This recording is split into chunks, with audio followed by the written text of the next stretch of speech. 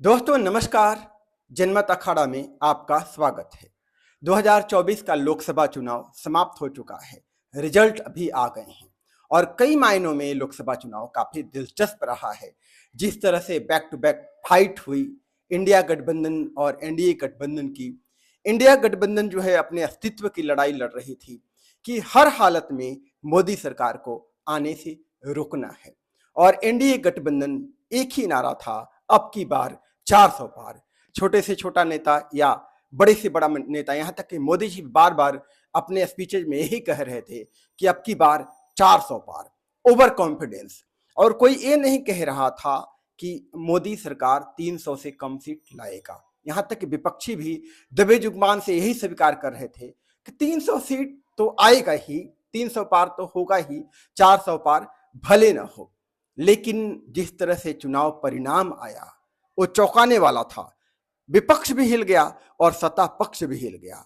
इस चुनाव में सत्ता पक्ष की जीत नहीं हुई, लेकिन विपक्ष जीत गया। ये बड़ा दिलचस्प बात कह रहा हूं कि सत्ता पक्ष यानी भाजपा एनडीए की हार नहीं हुई है, लेकिन इसमें विपक्ष जीत गया है। क्योंकि विपक्ष के पास खोने को कुछ भी नहीं था, न तो कांग्रेस को न विपक्ष को। वे अपने अस्तित्व की लड़ाई लड़ रहे थे, जीरो पर थे, और उन्होंने जो कुछ भी गेन किया है उनका प्लस पॉइंट है। लेकिन बीजेपी चुनाव हारी है। 272 का जो जादुई आंकड़ा है उसको भी भाजपा छू नहीं पाई है। 242 सीट ही हुआ है। यानी कि जो 5 साल का जो सत्ता उनके हाथ में रहेगा वो बैसाखियों के सहारे रहेगा। जो नीतीश कुमार हैं या चंद्रबाबू नायडू हैं, उनके सहारे सत्ता चलेगी। तो क्यों आखिर एनडीए की हार हुई, बीजेपी की हार हुई? ये बात आज हम इस पर हम डिस्कस करेंगे। बैक टू बैक हम इस पर बात करेंगे आपसे कि आखिर क्यों बीजेपी हारी है। उत्तर प्रदेश में हारी, महाराष्ट्र में हारी, बंगाल में हारी। वो तो इज्जत बचा लिया बिहार, आपका मध्य प्रदेश, छत्तीसगढ़, गुजरात, ये इज्जत बचा लिया, नहीं तो बीजेपी की सरकार नहीं बनती। और दूसरी बात कि नीतीश सरकार के साथ अगर गठजोड़ नहीं होता या टीडीपी आंध्र प्रदेश में चंद्रबाबू नायडू के साथ गठजोड़ नहीं होता और वो विपक्ष के पाले में होते, तो यकीन मानिए कि अभी बीजेपी की सरकार नहीं बनती, इंडिया गठबंधन की सरकार भी बन रही होती, पासा पलट गया होता। लेकिन नीतीश बाबू एन टाइम पर आ गए, टीडीपी आ गई, तो कहीं ना कहीं बीजेपी की इज्जत बची है। भले बहुत मुश्किल से मैंडेट उन्हें मिला है। तो आज हम डिस्कस करेंगे कि आखिर क्यों हारी है। पहला रीजन जो रहा हारने का वो था एरोगेंस। नीचे से लेकर ऊपर तक सबके मन में यही था कि मैं जीतूंगा, मैं जीतूंगा। और विपक्ष को कुछ समझ ही नहीं रहे थे। विपक्ष तो अरे मेरे सामने विपक्ष है ही नहीं, कांग्रेस तो खत्म हो गई है, किसी का कोई अस्तित्व नहीं है।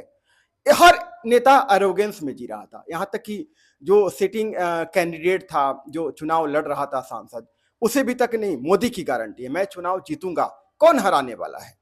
उत्तर प्रदेश के चाहे हो चाहे किसी भी स्टेट के, ये एरोगेंस जो है बीजेपी को ले डूबा। क्योंकि अहंकार का परिणाम आपको पता है कि लास्ट में क्या होता है। अहंकार जब आखिरी लेवल पर पहुंच जाता है तो पतन अवश्य होता है।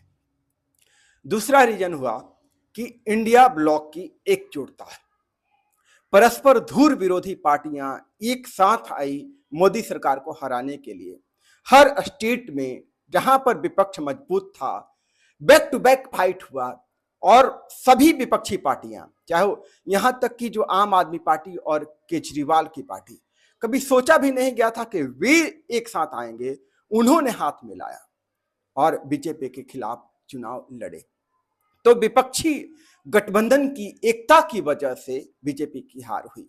और जिस तरह से नैरेटिव बीजेपी गढ़ती है, एनडीए गढ़ती है, मोदी जी गढ़ते हैं जनता के बीच में कि 5 किलो अनाज हमने आपको दिया, हमने मुफ्त स्वास्थ्य दिया, या 6,000 रुपया पैसा दे रहे हैं, उसी नैरेटिव पर विपक्षियों ने भी काम करना शुरू किया कि हम भी आपको 1 लाख रुपया देंगे गरीब महिलाओं को, 8,300 रुपया हम देंगे, बेरोजगारी भत्ता देंगे, गैस सिलेंडर सस्ता कर देंगे। तो जनता को लगने लगा कि अरे ये भी तो दे रहे हैं, इससे ज्यादा फायदा मिल रहा है। और एक और नैरेटिव जो इंडिया ब्लॉक के नेताओं ने जनता के बीच में प्रचारित करना शुरू किया कि ये जो है अगर 400 पार होता है एनडीए की तो संविधान खत्म हो जाएगा, लोकतंत्र खतरे में पड़ जाएगा। ये नैरेटिव हालांकि जो पढ़े लिखे लोग थे इस बात को समझ रहे थे, लेकिन भारत में ज्यादातर लोग पढ़े लिखे नहीं हैं, तो वे लोग इस झांसे में आ गए।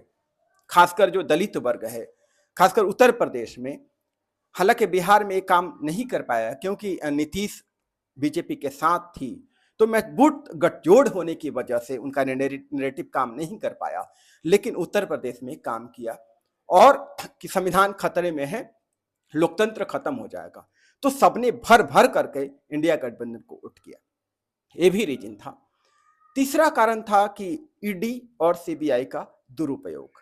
ये विपक्ष भी लोगों के बीच में, लोगों के दिमाग में ये भरने में कामयाब रहे कि ईडी और सीबीआई का दुरुपयोग किया जा रहा है, विपक्ष को खत्म कर दिया जाएगा और भारत में तानाशाही आ जाएगी।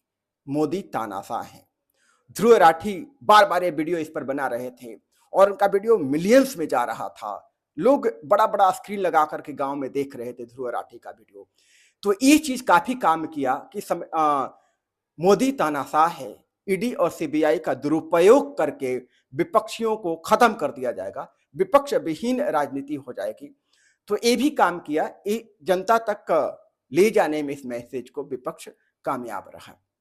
तीसरा, चौथा कारण रहा महंगाई और बेरोजगारी। गैस सिलेंडर 1100 रुपया, इतना महंगा, और महंगाई की अग्निवीर जो 4 साल का नौकरी हुआ है, तो जनता इससे भी नाराज थी। सरकारी नौकरी के प्रति खासा एक अटैचमेंट होता है कि सरकारी नौकरी हमें चाहिए, और विपक्ष ये भी कह रहे थे कि सरकारी नौकरी, इस बार मोदी सरकार आई तो सरकारी नौकरी खत्म हो जाएगा, सारा प्राइवेटाइज हो जाएगा।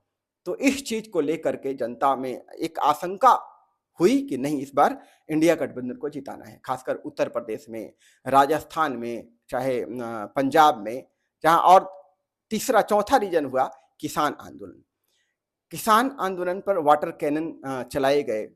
सरकार किसान आंदोलन को कुचलने का प्रयास किया, लेकिन उनके अंतर्मन में था किसानों के, वो कहीं ना कहीं एक रेजिस्टेंस था जो वोट के रूप में कन्वर्ट हुआ, और एनडीए के खिलाफ किसानों का वोट कहीं ना कहीं गया है, खासकर हरियाणा में, उत्तर प्रदेश में, पंजाब में, जहां जिसकी वजह से बीजेपी हारी है।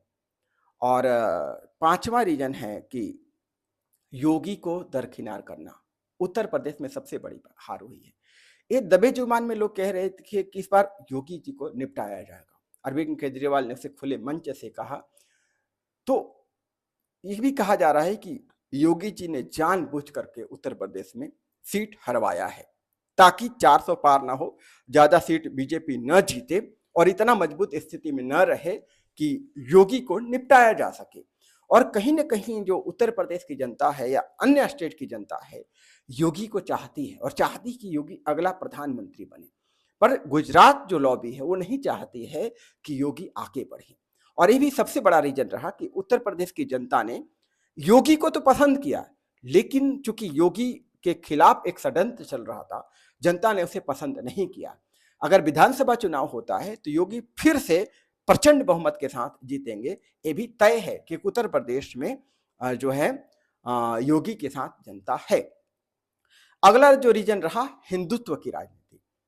पहले चरण में जो चुनाव हुआ तो एनडीए को लगने लगा कि चुनाव में कहीं ना कहीं हम लोग फंस रहे हैं, तो फिर हिंदू मुस्लिम की राजनीति हुई और मोदी जी हर मंच पर मंगलसूत्र को लाने लगे कि इनहेरिटेंस टैक्स के जरिए मुसलमानों को आपकी संपत्ति छीनकर दे दी जाएगी। तो कहीं ना कहीं हिंदू मुस्लिम की पॉलिटिक्स हुई, हिंदू वोटर्स को एकजुट करने की कोशिश की गई, लेकिन जमीन पर यह काम नहीं हो पाया। जो राजनीतिक प्रयोगशाला था हिंदुत्व का, उत्तर प्रदेश, अयोध्या जहां पर भव्य राम मंदिर बना, या बनारस में जहां पर भव्य विश्वनाथ मंदिर बना, वो भी काम नहीं कर पाया। और जो हिंदुत्व की एकजुटता के खिलाफ जो जाति वाली पॉलिटिक्स थी वो काम कर गई, और जाति वाली पॉलिटिक्स पर इंडिया गठबंधन ने काम किया। खासकर उत्तर प्रदेश में जहां पर दलित जो कि बीएसपी का वोट माना जाता है, इस बार पूरा का पूरा वोट जो है इंडिया गठबंधन के पाले में आया, जो पिछली बार बीजेपी के साथ था। और गैर यादव ओबीसी उसने भी जो है इस बार इंडिया गठबंधन को वोट किया है। तो तमाम सारे रीजन हैं जिसकी वजह से जो भाजपा की हार हुई है।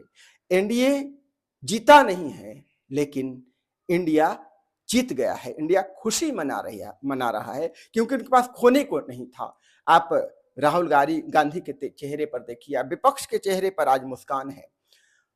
और महाराष्ट्र में भी बीजेपी हारी है, वहां पर मैक्सिमम सीट इंडिया गठबंधन को आई है। तो जिस तरह की तोड़फोड़ की राजनीति बीजेपी ने की है बीते वर्षों में, उसे जनता ने नकारा है। और बंगाल में एक तीसरा स्टेट है जहां से बीजेपी हारी है, प्रचंड बहुमत से हारी है। तो वहां पर जो ममता दीदी का जादू चला है, बीजेपी को अब की बार उम्मीद थी कि वहां बंगाल में भाजपा की ज्यादा से ज्यादा सीटें आई, कम से कम 25 सीटें आएंगी, लेकिन दीदी का जादू इस बार भी चला है।